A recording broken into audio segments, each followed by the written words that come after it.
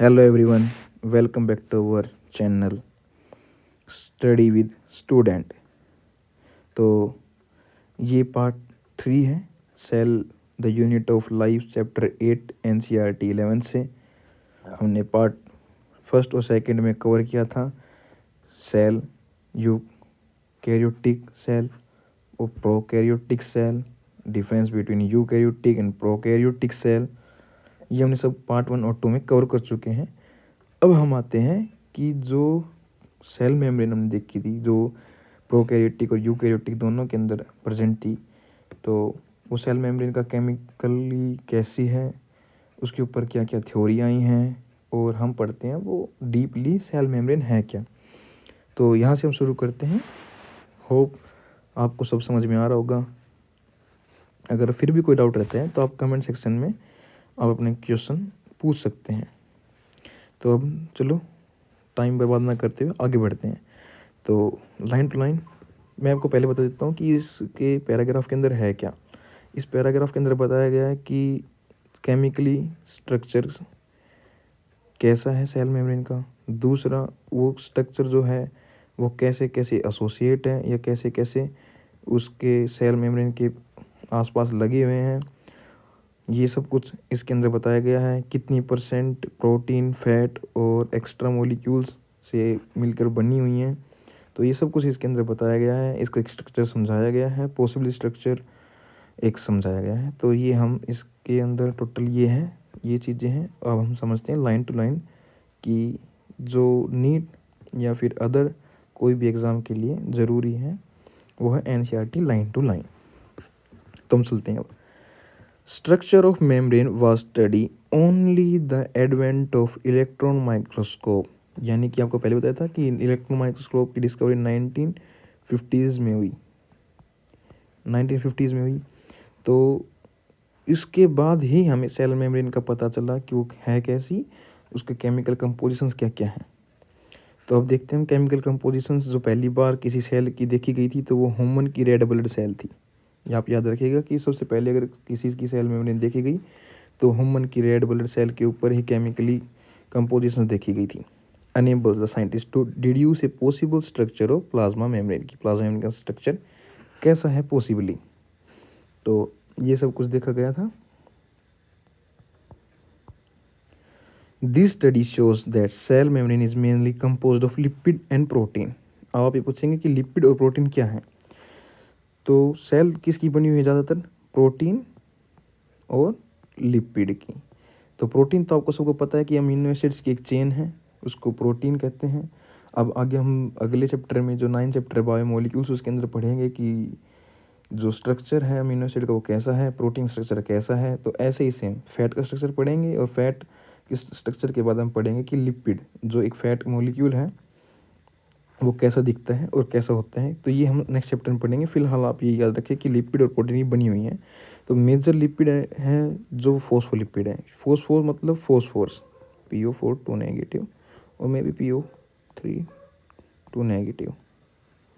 Possibly आप देख लेना, मेरे को एग्जैक्ट केमिकल पता नहीं, शायद PO3 2 नेगेटिव है, PO4 सिंगल नेगेटिव आता है, सॉरी PO4 नेगेटिव है। इनसे एसोसिएट है किस, एक फैट, इन मॉलिक्यूल से एसोसिएट किया है एक फैट की चेन। तो जब ये लिपिड जो है ये एसोसिएट हो जाता है किसी फोस्फोर्स के साथ, तो हम इसको कहते हैं फोस्फोलिपिड।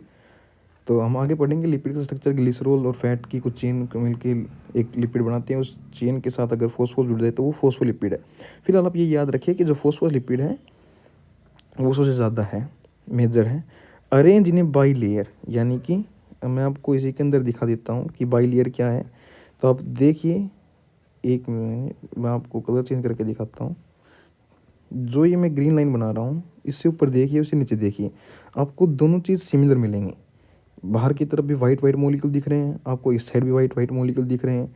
आपको वाइट वाइट मॉलिक्यूल के साथ अरेंजमेंट दिख रहे होंगे कि दो फैट की या लिपिड की चेन्स हैं, और सेम सेम नीचे की तरफ आपको दिख रही हैं। तो ये क्या होगी, दो लेयर हो गई, एक लेयर और दो लेयर।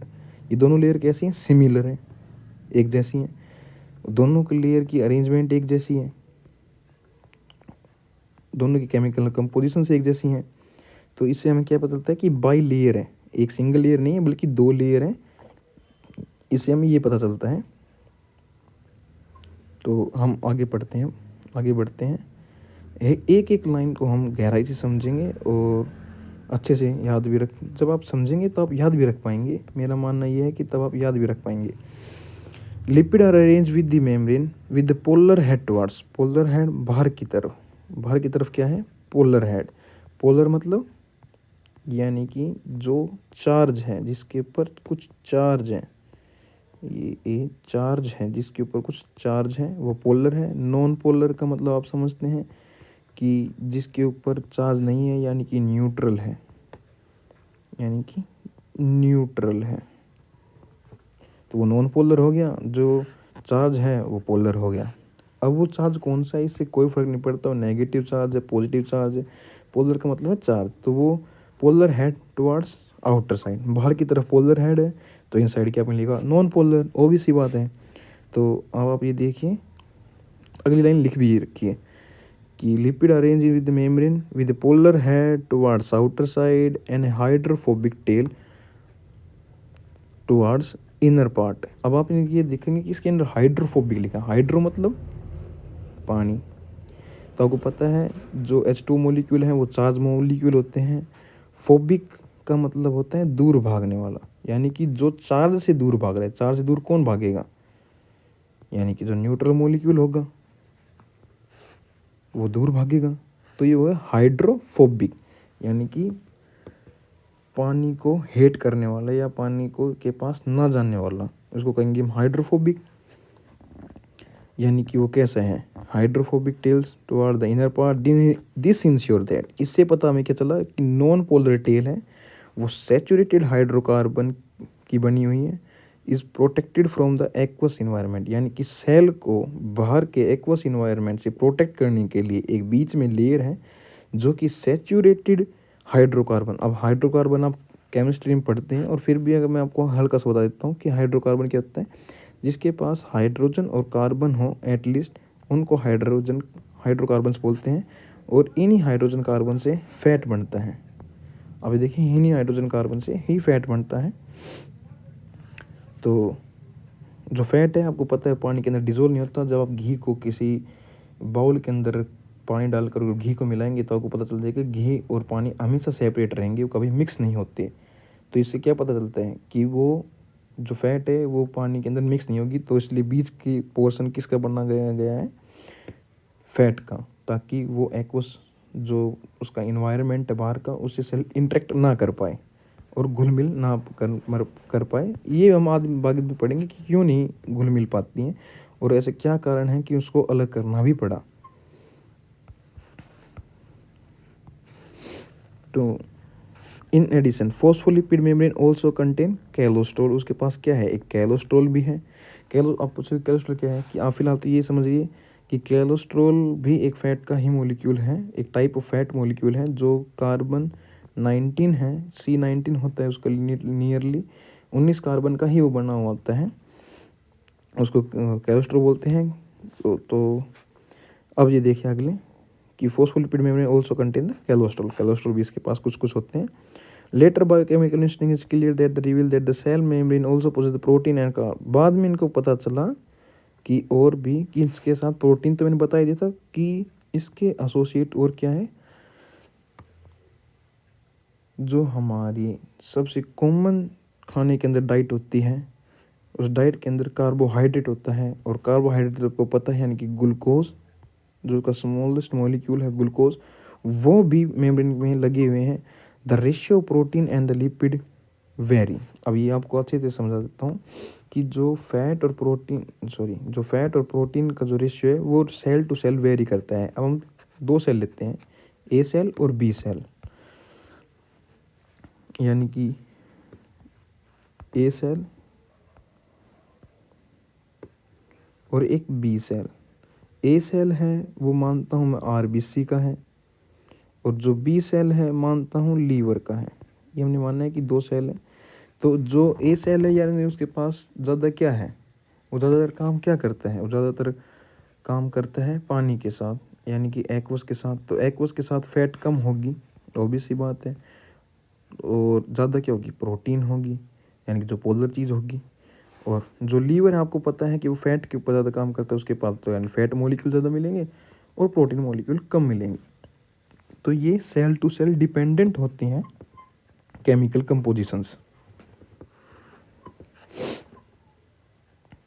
अब देखिए इसके अंदर जो है कि इथेरियोसाइट यानी कि आरबीसी के पास क्या है, 52% प्रोटीन, 40% लिपिड, ये इसके पास। अब ये डाटा याद रखिएगा कि 52% तो प्रोटीन है और 40% फैट है। ये मैंने आपको पहले बताया था कि फैट का कम कंट्रीब्यूशन है और प्रोटीन का ज़्यादा कंट्रीब्यूशन है इन केस ऑफ आरबीसी। और बची हुई 8% आपको पूछेंगे कि भाई ये दोनों मिला के तो जो बची 92 बनी, तो 8% क्या है, तो 8% इसके पास आपको बताया गया है कि कुछ प्रोटीन मिली एक्स्ट्रा और कार्बोहाइड्रेट भी, ये 8%, और कुछ मिनरल्स वगैरह भी अदर मॉलिक्यूल, वो 8% कंट्रीब्यूट करते हैं सेल के अंदर, मेम्ब्रेन की, सेल मेम्ब्रेन के अंदर कंट्रीब्यूट वो मॉलिक्यूल करते हैं। अब हम आगे बढ़ते हैं। Depending on the membrane protein can be classified, कि मेम्ब्रेन प्रोटीन क्लासीफाई करी किसके ऊपर, ईज ऑफ एक्सट्रैक्शन, यानी कि जब हमने निकाला मेम्ब्रेन से प्रोटीन एसोसिएट जो थी उनको बाहर निकाला, तो हमें 2 प्रकार की प्रोटीन पाई गई। एक प्रोटीन तो थी जो सेल की सरफेस पे लगी हुई है, यानी कि आउटर साइड सेल की सरफेस या inner side of cell surface है, और एक प्रोटीन है जो इनसाइड द सेल सरफेस है, सॉरी सेल सरफेस बोल रहा, इनसाइड द सेल मेम्ब्रेन है, सेल मेम्ब्रेन के इनसाइड भी हैं। तो 2 हो गई, एक पेरिफेरल जो दोनों साइड प्रेजेंट है, एक इंटरनल यानी कि जो बीच में है। अब इंटरनल जो है वो 2 टाइप की होती हैं। तो इंटरनल कितनी टाइप की बोली, 2 टाइप की, टोटली और पार्शली। अब ये टोटली पार्शली है क्या, यदि मेम्ब्रेन के अंदर पूरी की पूरी एक प्रोटीन का मॉलिक्यूल धसा हुआ है from one point two another point, पहली लेयर से रोक के सेकेंड लेयर तक जाता है, तो उसको कहेंगे टोटली ब्यूरिड। और अगर हाफ लेयर में यानी कि एक ही लेयर के साथ एसोसिएटेड, चाहे ए और बी, फर्स्ट और सेकंड में से किसी एक लेयर के साथ भी एसोसिएटेड दूसरी क्रॉस नहीं कर पा रहा है, तो उसको कहेंगे पार्सली यानी कि हाफ। तो इससे हमें पूरे पैराग्राफ से ये समझ में आता है। अब हम चलते हैं नेक्स्ट पैराग्राफ की तरफ। तो इस पैराग्राफ के अंदर क्या बताया गया है, पहले ये समझते हैं। An improved model of structure of cell membrane was propose by, अब ये देखिए 2 साइंटिस्ट थे, सिंगर एंड निकोलसन, 1972, आप याद रखिएगा डेट, ये बहुत बार पूछ ली जाती हैं मैच द फॉलोइंग के अंदर भी, कि किस साइंटिस्ट ने किस डेट को क्या काम किया था। तो ये इन्होंने काम किया और इन्होंने एक मॉडल दिया जिस मॉडल नाम था फ्लूइड मोजाइक मॉडल। तो इस फ्लूइड मोजाइक मॉडल के अकॉर्डिंग क्या था, एक कॉस्टिक फ्लूइड नेचर मिला, किसका, बाई लेयर का, मेम्ब्रेन का क्वासी फ्लूइड नेचर मिला। ये क्वासी फ्लूइड नेचर है क्या, क्वासी फ्लूइड यानी कि जो मेम्ब्रेन है वो ना तो पूरी रूप से एक फ्लूइडिक है ना वो सॉलिड है, तो बीच की सी मेम्ब्रेन है। और ये नहीं है कि हमने सेल लिया, उसकी मेम्ब्रेन निकाली और उसके ऊपर कुछ चीज़ें डाली और वो एक जगह से दूसरी जगह बह कर चली गई, यानी कि एक जगह से ए पॉइंट से बी पॉइंट तक वो ऐसे बह कर चली गई, नहीं, वो अगर ए पॉइंट पे है तो ए ही पॉइंट पे रहेगी। पर ऐसा भी नहीं है कि उसके अंदर चेंजमेंट नहीं हो सकती, वो इतनी भी सॉलिड नहीं है कि उसके अंदर चेंजमेंट नहीं हो सकती, उसके अंदर चेंजमेंट हो जाते हैं। तो वो कैसी, क्वासी यानी कि आधी फ्लूइडिक, यानी कि 1/4 फ्लूइडिक नेचर है उसका, और वो बाई लेयर है। जिससे क्या मूवमेंट, क्या हेल्प होती है, अब मान लीजिए कोई एक मॉलिक्यूल है, ये ए, ये मेम्ब्रेन है, ये मॉलिक्यूल यहाँ से यहाँ मूवमेंट कर लेता है, ए पोजीशन, ए डैश से ए पोजीशन चला जाता है, किस तरह से, लेटरल मूवमेंट करके, ये घूम कर यहाँ से यहाँ चला जाता है। तो ये इसका क्या कहेंगे, लेटरल मूवमेंट हुआ है, मॉलिक्यूल का लेटरल मूवमेंट हुआ है। इससे क्या पता चला, इससे क्वासी फ्लूइड नेचर पता चला हमें लिपिड बाई लेयर का। तो ability to move within the membrane measure as fluidity, यानी कि एक मेम्ब्रेन के अंदर मूवमेंट हो रही है मॉलिक्यूल की ए से ए डैश पोजीशन के ऊपर, तो इससे हमें फ्लूइडिटी पता चली मेम्ब्रेन की। The fluidic nature of membrane is also important from point of view of function like cell growth. अब देखिए, अगर मान लीजिए सॉलिड हो जाती तो जब सेल की ग्रोथ होती तो सेल कभी ग्रोथ कर ही नहीं पाता बाहर की तरफ, कभी सेल ग्रोथ कर ही नहीं पाता अगर ये सॉलिड होती तो। यह फॉर्मेशन ऑफ इंटरसेलुलर जंक्शन, यानी कि एक सेल से दूसरे सेल के साथ इंटरसेलुलर कुछ जंक्शन होते हैं। ये आगे पढ़ेंगे हम, 3 प्रकार के मेनली जंक्शन होते हैं, gap junction, tight junction, adhering junction. तो इनको भी हम अच्छे से पढ़ेंगे। तो ये जंक्शन कभी भी नहीं हो पाते। सीक्रेशन, यानी कि सेल को कुछ मॉलिक्यूल बाहर की तरफ निकालने हैं, सीक्रेट करने हैं। अगर ये सॉलिड होती, रिजिड होती, तो ये कभी भी नहीं कर पाती। एंडोसाइटोसिस एक टाइप ऑफ मूवमेंट है, यानी कि कोई मॉलिक्यूल अंदर है, उसके चारों तरफ एक मेम्ब्रेन कोट करके और उस मेम्ब्रेन के साथ बाहर निकाल देना उसको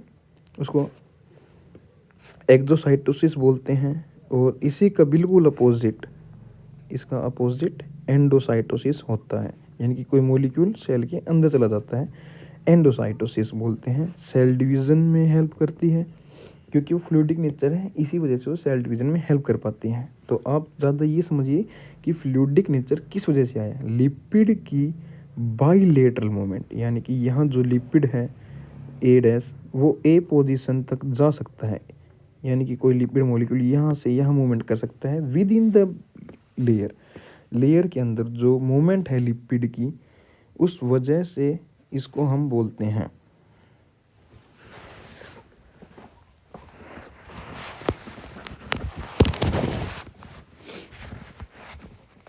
तो हम आगे बढ़ते हैं, इसके अंदर देखते हैं। One of the most important function of plasma membrane is the transport of molecule across it.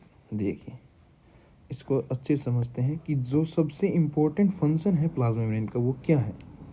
वो सबसे आउटर लेयर है, तो मॉलिक्यूल को सबसे पहले क्या क्रॉस करना पड़ेगा। अगर सेल के अंदर आना है तो सबसे पहले लेयर को ही क्रॉस करके आना पड़ेगा। तो उस लेयर को क्रॉस करने के लिए, प्लाज्मा मेम्ब्रेन को क्रॉस करने के लिए क्या काम करती है, ट्रांसपोर्ट, मॉलिक्यूल का ट्रांसपोर्ट करती है अक्रॉस इट, अंदर से बाहर की तरफ या बाहर से अंदर की तरफ। ये जो मूवमेंट है वो करती है।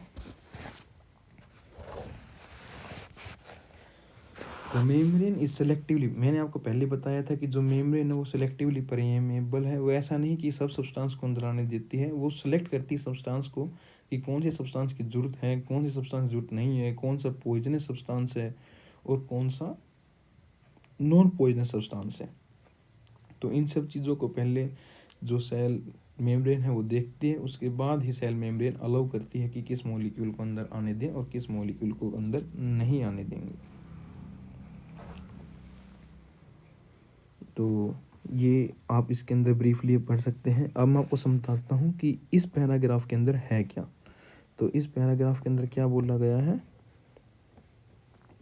पहले मैं आपको बताता हूँ। इसके अंदर मेनली बेसिक जो बात हुई है वो मूवमेंट से एसोसिएट होकर बात हुई है, यानी कि आप देखिए जो मूवमेंट से कैसी बातें हुई हैं कि ये मान लीजिए आप कोई सेल, ये सेल है, ये इसकी मेम्ब्रेन है। थोड़ा मेरी हैंड राइटिंग भी ऐसी है, आप देख लीजिएगा, आप समझ लीजिएगा।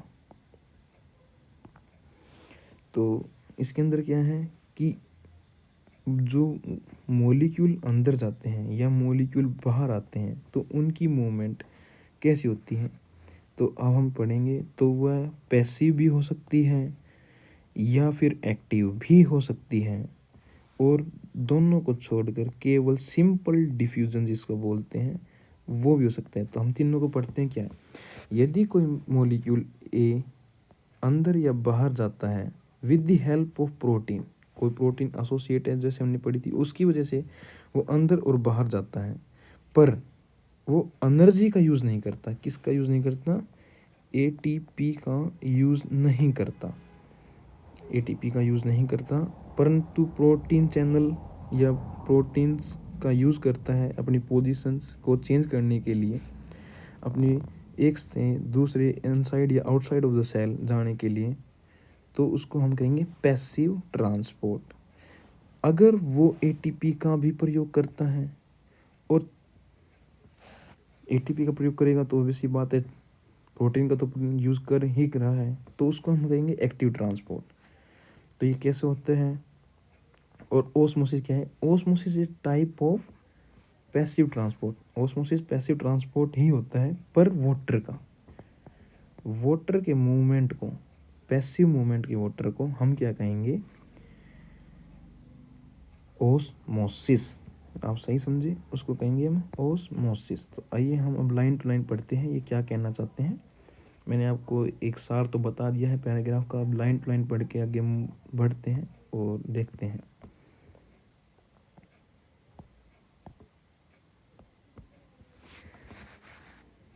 Many molecule can move briefly across the membrane without any requirement of energy and this is called the passive transport। मैंने आपको बताया कि बिना एनर्जी का यूज़ किए वो एक सेल को क्रॉस कर सकते हैं, सेल मेम्ब्रेन क्रॉस कर सकते हैं, तो पैसिव ट्रांसपोर्ट हो गया।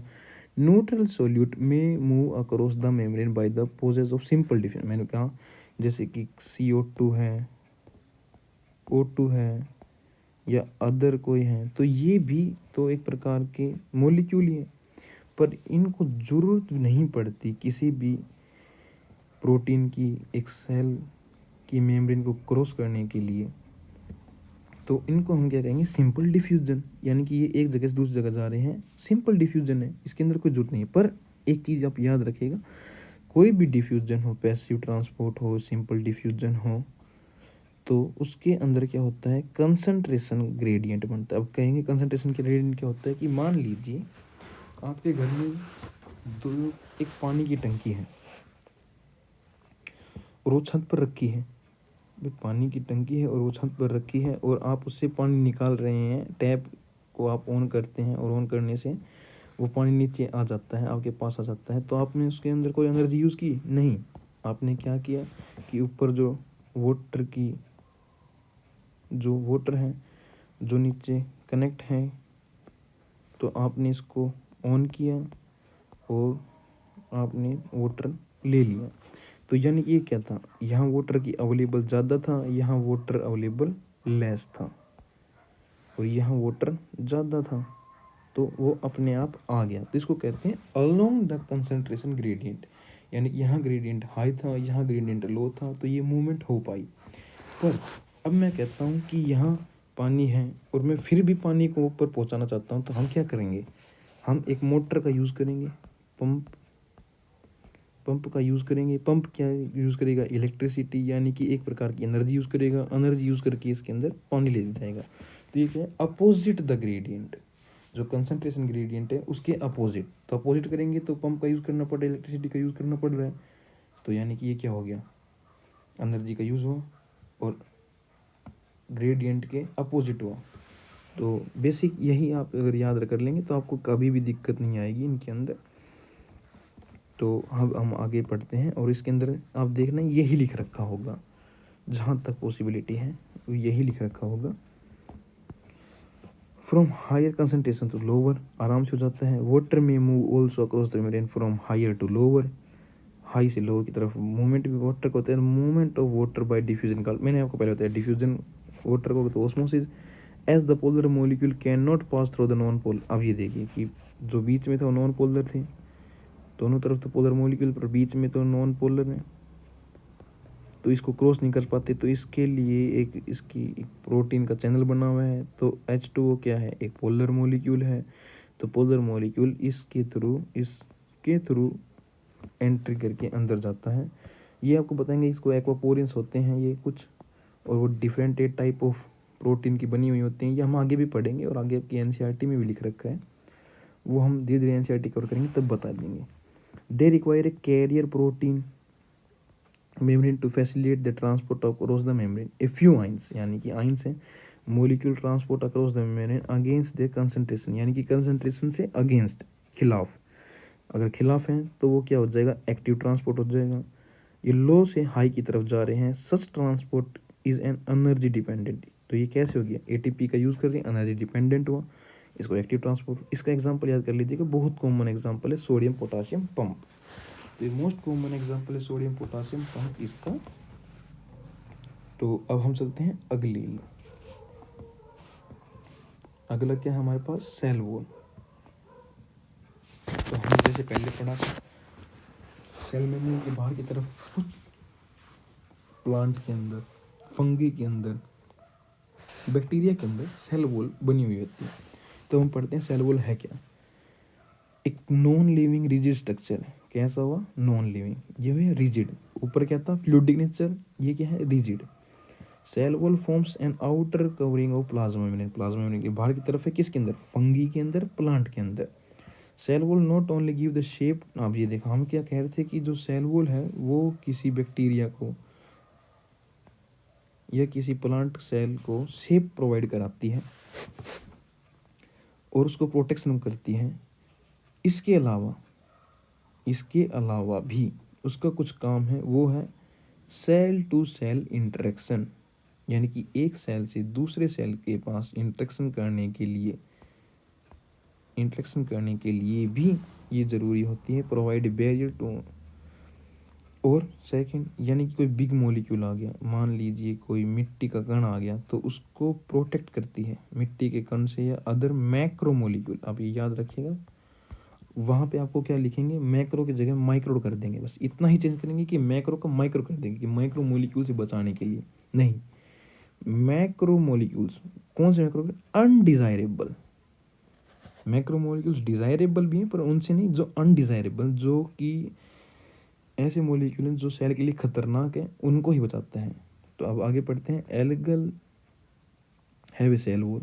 बिल्कुल एल्गल टाइप ऑफ प्लांट है तो उसके पास सेल वॉल भी मिलेगा। Made up of. अब ये देखिए, आप ये पूछोगे इनका केमिकल नेम, अभी फिलहाल इनका केमिकल नेम याद बेशक मत रखिए, पर इनको रट लीजिए। इनको बाद में हायर क्लास में समझेंगे कि क्या होते हैं, या अगले कोई चैप्टर आएंगे तो उनके अंदर समझेंगे। तो ये मेड अप होता है सेलुलोज, एक टाइप ऑफ कार्बोहाइड्रेट ही है। गलेक्टन्स, मैनन्स, मिनरल। एक चीज़ आप ये याद रखिएगा, किसकी बनी हुआ है इसके अंदर? मिनरल सबसे कॉमन क्या है? Calcium carbonate, CaCO3। Calcium carbonate सबसे कॉमन है। वाइल इन अदर प्लांट, यानी कि अदर यानी कि हायर प्लांट के अंदर ये made up of cellulose, hemicellulose, pectin and protein. यहाँ पे 4 मॉलिक्यूल हैं, यहाँ पे भी सेम 4 मॉलिक्यूल हैं। यहाँ पे सेलुलोज है, सेलुलोज कॉमन है, गलेक्टन, मेनन है, मिनरल्स है, और यहाँ पे आप देखते हैं हेमीसेलुलोज, पेक्टिन और प्रोटीन है। ये याद कर लीजिएगा। तो अब ये देख लीजिएगा, cell wall of young plant cell. Primary cell wall is capable of growth which gradually diminish as the cell matches and the secondary cell wall is found. अभी देखिए इसके अंदर क्या लिखा है। जो प्राइमरी सेल वॉल होती है वो लिविंग होती है। अब आप पूछेंगे प्राइमरी सेकेंडरी का मतलब क्या है, तो हम समझते हैं अच्छे से। मान लीजिए अभी ये कोई सेल है छोटी, इसकी मेम्ब्रेन है और इसके बाहर आपको पता है कि एक लेयर मिलेगी, वो सेल वॉल होगी। अगर वो प्राइमरी है यानी कि अभी भी सेल बनी है, तो वो कैपेबल होती है ग्रोथ की। यानी कि अब ओबीसी बात है, सेल को बढ़ना है और सेल वॉल पहले ही रिजिड हो जाएगी तो ये ग्रोथ कर नहीं पाएगी। तो ओबीसी बात है, इसको ग्रोथ करने के लिए इसको थोड़ा सा सेल वॉल को भी ग्रोथ दिखानी पड़ेगी। पर अब मैं कहता हूँ कि अब क्या हुआ, इसको सेल का डिवीज़न शुरू हो गया। डिवीज़न शुरू हुआ तो आपको पता है कि बाहर की तरफ तो एक जो सेल वॉल प्राइमरी लग ही रही है, तो एक इसके पास सेल मेम्ब्रेन भी है। तो अब क्या होगा कि एक और अलग सॉरी अच्छे से आपको ड्रा करके दिखाता हूँ। जो बाहर की तरफ है, बाहर की तरफ ये है, ये आप मानिए बाहर की तरफ है, एक लेयर आप अंदर की तरफ है, और जो प्लाज्मा मेम्ब्रेन है वो तो है ही। तो आप ये देखिए ये हो गया। तो ये सेल डिवीजन जो होते हैं, तो जो प्राइमरी होती है यानी कि जो इनसाइड है वो प्राइमरी है, जो बाहर है वो सेकेंडरी है, ये सेल मेम्ब्रेन है।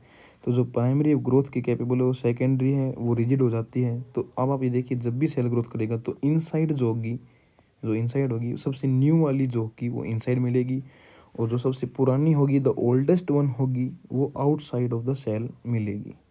आपसे यहीं से क्वेश्चन पूछेंगे कि जो मान लीजिए जो थर्ड लेयर है सेल, जो थर्ड टाइम पे आई है, तो वो सेकंड और फर्स्ट की अरेंजमेंट कैसे पूछेंगे कि फर्स्ट वाली सबसे बाहर होगी, second and third, first second and third ऐसे अरेंजमेंट होगी, और जो थर्ड वाली होगी वो द न्यूएस्ट वन होगी, सबसे नई वाली होगी। ये कैपेबल होती है ग्रोथ के लिए। ये देखिए इसके अंदर लिखा भी है कि secondary wall is formed on inner, यानी कि अंदर तरफ, towards membrane side the cell, cell के अंदर की तरफ। अब आप देखिए ये आपको मैंने बता दिया है, तो ये बेसिक जो छोटे कंसेप्ट हैं वो तो मैं बता देता हूँ, और बाकी जो रटना है या लर्न करने की जो चीज़ें हैं वो आपको भाई सेल्फ ही करनी पड़ेगी। इसके लिए कोई वो सॉल्यूशन नहीं है, उसके लिए सिर्फ और सिर्फ मल्टीपल टाइम रिवीजन ही एक मात्र सॉल्यूशन है। Middle lamina is a layer mainly of the calcium pectate which holds the groove and different neighboring cell together. The cell wall and the middle lamina may be transversed by plasmodesmata which connect the cell। अब आपको बताता हूँ कि एक ये cell है, एक ये सेल है, तो इन दोनों सेल को बीच में से कनेक्ट करने के लिए एक चीज़ होती है जिसको हम कहते हैं मिडल लैमिना, यानी कि दो सेल वॉल के बीच में क्या मिला, एक मिडल लैमिना। ये जो मिडल लैमिना है ये किसका बना हुआ है, ये कैल्शियम पैक्टेट का बना हुआ है, कैल्शियम पैक्टेट का बना हुआ है। तो ये दो चिपक गई, अब ये चिपक तो गई पर इनके बीच में कम्युनिकेशन नहीं हो सकता, तो कई बार कम्युनिकेशन करने के लिए बीच में से हल्का सा गायब हो जाता है या हल्के से एक कनेक्शन डेवलप हो जाता है। इस कनेक्शन को क्या कहते हैं, प्लाज्मोडेस्माटा। तो प्लाज्मोडेस्माटा और कुछ नहीं, दो सेल को कम्युनिकेट करने के लिए बीच में से गायब हो जाता है, which connect the cytoplasm of the neighbouring, इसका साइटोप्लाज्म, इसका साइटोप्लाज्म। अब नाउ दे आर कनेक्टेड, दोनों के दोनों कनेक्टेड हैं। तो ये बेसिकली सेल वॉल आपकी है। अब आते हैं अगले टॉपिक के अंदर। अगला टॉपिक जो है वो है एंडोमेम्ब्रेन सिस्टम। पहले तो हम समझते हैं एंडोमेम्ब्रेन यानी कि मेम्ब्रेन है, एंडो यानी कि इनसाइड। तो सेल के अंदर कुछ मेम्ब्रेन हैं जो सेल के अंदर भी प्रेजेंट हैं और वो सब एक मिलकर सिस्टम बनाती हैं, तो इनको कहते हैं एंडोमेम्ब्रेन सिस्टम। तो एंडोमेम्ब्रेन सिस्टम कैसे बनता है, while each of the membrane organelle is distinct system. अब आप देखिए endomembrane system,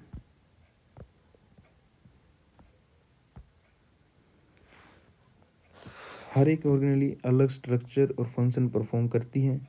many of these are considered together as endo. कुछ ऑर्गेनेली हैं जो साथ में काम करती हैं, यानी कि पहले ये काम करेगी, सेकंड पे ये, थर्ड पे ये, फोर्थ पे ये, तो एक कोऑर्डिनेटेड वे में काम करती हैं।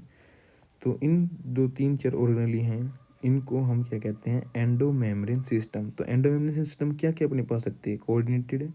The endomembrane system include the ER, Golgi, lysosome and vacuole. आप ये याद रखिएगा, ईआर, गोल्गी, लाइसोसोम, वैक्यूल, ये चार ही हैं, 1 2 3 4, चार ऐसे स्ट्रक्चर हैं जो इनसाइड द सेल मिलेंगे आपको यूकैरियोट के अंदर, और वो चारों के चारों एसोसिएट होते हैं एक दूसरे के पास और ये वो भी सी बात है, वो एक दूसरे बहुत नज़दीक भी होते हैं क्योंकि वो एक दूसरे से ही अराइज होते हैं। हम आपको आगे पढ़ाएंगे कैसे होते हैं, आप ये रट लीजिएगा, ध्यान दे लीजिएगा, पढ़ लीजिएगा। उनका फंक्शन कोऑर्डिनेटेड होता है, एक दूसरे से एसोसिएट होता है, जबकि माइटोकॉन्ड्रिया, क्लोरोप्लास्ट और पेरोक्सिज्म ये इंडिपेंडेंट वर्क करते हैं। माइटोकॉन्ड्रिया के पास तो इसका खुद का डीएनए और राइबोसोम भी है, सेम एज क्लोरोप्लास्ट के साथ भी यही है, तो इनके पास तो खुद का डीएनए भी है, तो ये तो इंडिपेंडेंट ही वर्क करते हैं। हम आगे पढ़ेंगे तब आपको बताएंगे कैसे क्या चीज़ें हैं। While above compartment these are not considered as the part of endomembrane system। तो एंडोमेम्ब्रेन सिस्टम क्या क्या कौन कौन पार्ट नहीं है, mitochondria, chloroplast, peroxisomes, these are the not a part of endomembrane system. तो आज के लिए इतना ही बहुत रहेगा, बाकी कल करते हैं। वीडियो काफ़ी लंबी वैसे भी हो चुकी है, आशा करता हूँ आपको पसंद आई होगी। थैंक